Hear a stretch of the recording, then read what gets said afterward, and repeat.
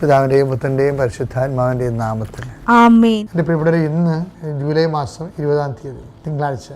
അമ്മേ പരിശുദ്ധ അമ്മേ, അമ്മേ പരിശുദ്ധമേ, ദൈവമാതാവേ, കൃപാസനത്തിലൂടെ ഞങ്ങൾക്കും ഞങ്ങളുടെ ദേശത്തിനും അമ്മ മധ്യസ്ഥം തേടി തന്ന എല്ലാ അനുഗ്രഹങ്ങൾക്കും കൃപകൾക്കും ഞങ്ങളിപ്പോൾ ഹൃദയം നിറഞ്ഞ നന്ദി പറയുന്നു.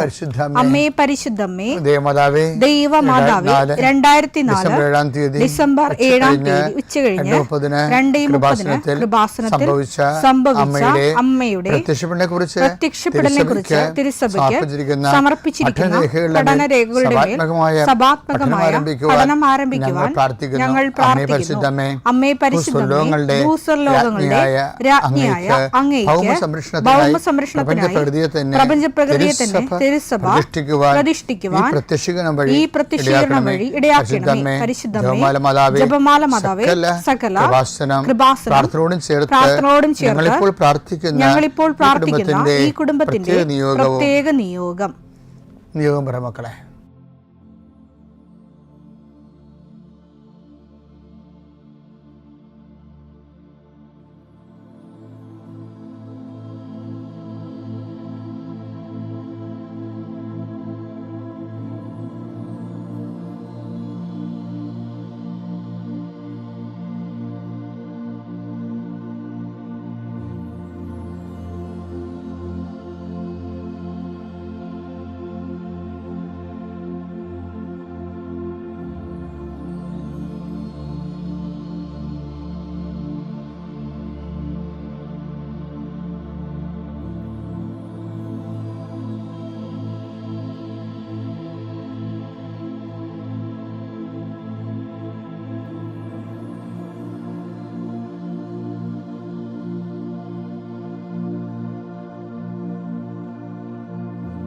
അമ്മയുടെ പ്രത്യക്ഷീകരണത്തിന്റെ ഈ അനുഗ്രഹവേളയിൽ ഞങ്ങൾക്ക് സാധിച്ചു തരുവാൻ കനിയണമേ.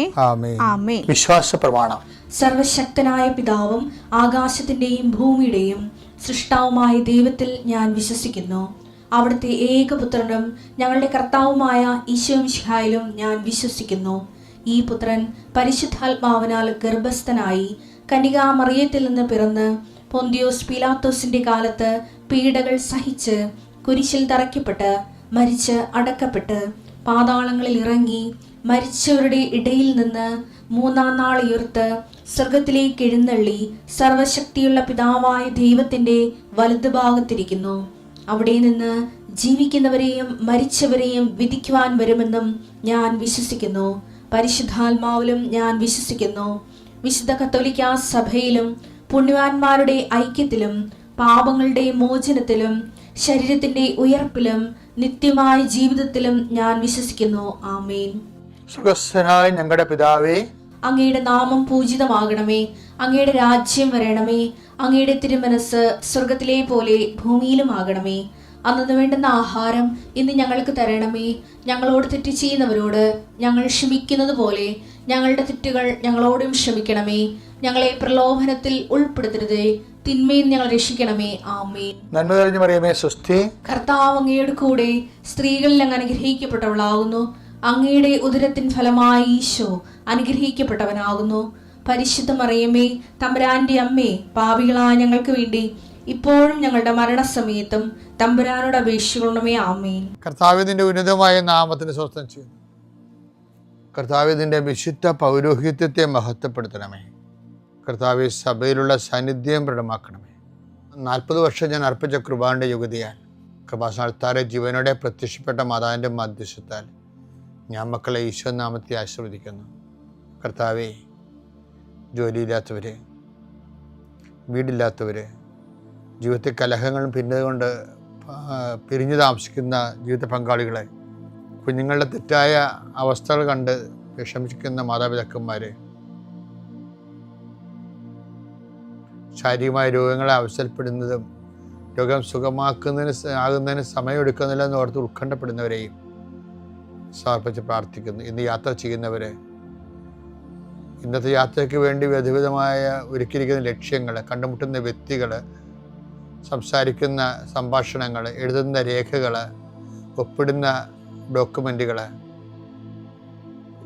പങ്കെടുക്കുന്ന ഇൻ്റർവ്യൂകൾ, സെൻഡ് ചെയ്യുന്ന മെസ്സേജുകൾ എല്ലാം കർത്താവിൻ്റെ കൃപയാൽ നിറയപ്പെടാനും, നീ ഇന്ന് തിരികെ എത്തുന്ന സമയത്ത് കർത്താവിൻ്റെ കൃപ നിന്നെ നിറഞ്ഞു നിന്നുകൊണ്ട് സന്തോഷം വന്ന് ഉറങ്ങുവാനും, ഇന്നത്തെ ദിവസം മുൻനിർത്തി നീ കണ്ടുമുട്ടുന്ന ഓരോ നിമിഷങ്ങളെയും, നിൻ്റെ ഓരോ സമയങ്ങളെയും, സന്ദർഭങ്ങളെയും, എല്ലാ സംരംഭങ്ങളെയും പരിശുദ്ധമ്മ ദൈവമാതാവിൻ്റെ മധ്യസ്ഥത്തിൽ രാത്രിയും തിരിച്ചെത്തുന്നവരെ കർത്താവിൻ്റെ നാമത്തിൽ മാതാവിൻ്റെ മധ്യസ്ഥതയിൽ ഞാൻ നിൻ്റെ ജീവിതത്തെയും നിൻ്റെ കുടുംബത്തെയും ഈശോ നാമത്തെ ആശീർവദിക്കുന്നു. എൻ്റെ പ്രിയപ്പെട്ടവരെ, ദൈവം അനുഗ്രഹിക്കട്ടെ എന്ന് പ്രാർത്ഥിക്കുന്നു. ഒത്തിരി പേര് നമ്മുടെ ഡെയിലി ബ്രെഡിനെ കുറിച്ച് സാക്ഷ്യം പറയുന്നവർ പലരും ഡെയിലി ബ്രെഡ് റെഫർ ചെയ്യുന്നുണ്ട്.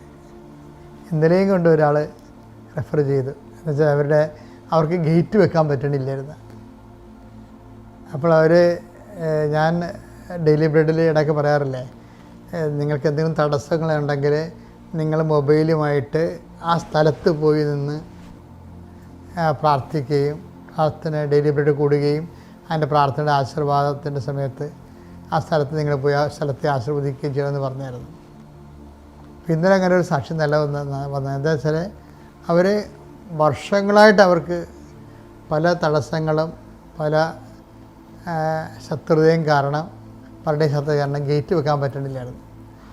8 ദിവസം ഈ ഡെയിലി ബ്രെഡ് കഴിഞ്ഞതിൻ്റെ പ്രാർത്ഥന കഴിഞ്ഞ് ആ സ്ഥലത്ത് പോയി പ്രാർത്ഥിച്ച ആ സമയത്ത് 8 ദിവസങ്ങൾക്കുള്ളിൽ ആ തടസ്സം മാറി ഒരു ഗേറ്റ് വെച്ച്.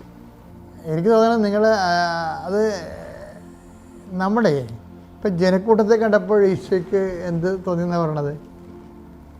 കരുതൽ തോന്നി അല്ലേ? അവരുടെ അനുകമ്പയാണ് തോന്നിയത്. അത് വായിച്ചത് മത്തായി 9:36. മത്തായി 9:36. ജനക്കൂട്ടങ്ങളെ കണ്ടപ്പോൾ യേശുവിന് അവരുടെ മേൽ അനുകമ്പ തോന്നി.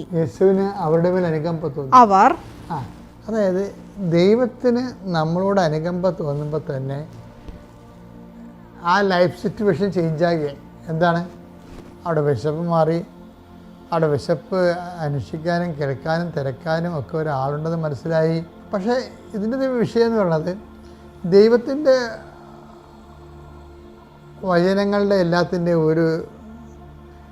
ഒരു ഇൻ്റർലോക്ക് വചനങ്ങളാണ്. എന്ന് വെച്ച് കഴിഞ്ഞാൽ ദൈവം ഒരു കാര്യം ചെയ്താൽ ഉടനെ ദൈവം അത് പറഞ്ഞില്ലെങ്കിലും പ്രതീക്ഷിക്കണം. എന്താണെന്ന് വെച്ചറിയാം, അത് മറിച്ച് നമ്മളും ചെയ്യണമെന്നാണ്. പക്ഷേ അത് ഭയങ്കര ദൈവം ഒരു കാര്യം ചെയ്താൽ അതിൻ്റെ ഒരു ഇൻ്റർലോക്ക് സിസ്റ്റം എന്ന് പറയുന്നത് മറിച്ച് പരസ്പരമാണ് ഈ വിഷയം. അതായത് നമ്മളും അതുപോലെ ചെയ്യണമെന്നാണ്. അതിലെ നീയും പോയി അതുപോലെ ചെയ്യാനൊക്കെ ഈശോ പറയത്തില്ലേ? അതിനടുത്ത് ലൂക്ക 10:37 യേശു പറഞ്ഞു നീയും പോയി അതുപോലെ ചെയ്യുക. നല്ല സമരിയക്കാരൻ്റെ ഉപമയിൽ പറഞ്ഞ ഒരു കാര്യമാണ്. അപ്പം നീയും പോയി അതുപോലെ ചെയ്യുക. അപ്പം ദൈവം ഉദ്ദേശിക്കണത്, ദൈവം എന്തെങ്കിലും എന്ത് വചനം പറഞ്ഞാൽ നമ്മളത് കേൾക്കുക മാത്രമല്ല, നമ്മൾ തിരിച്ച് മറ്റുള്ളവരോടും ഇനി ദൈവത്തോടും അതുപോലെ തന്നെ ചെയ്യണം. പിതാവിൻ്റെയും പുത്രൻ്റെയും പരിശുദ്ധാത്മാവിൻ്റെയും നാമത്തിൽ.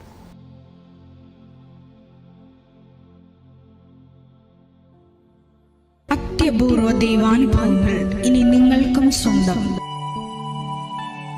ഈ യൂട്യൂബ് ചാനൽ ഇതുവരെ സബ്സ്ക്രൈബ് ചെയ്തിട്ടില്ലെങ്കിൽ ഇപ്പോൾ തന്നെ സബ്സ്ക്രൈബ് ചെയ്യുക. ഈ വീഡിയോ ഇപ്പോൾ തന്നെ നിങ്ങളുടെ സുഹൃത്തുക്കൾക്ക് ഷെയർ ചെയ്തുകൊണ്ട് കർത്താവിൻ്റെ പ്രേക്ഷിതരാകുക.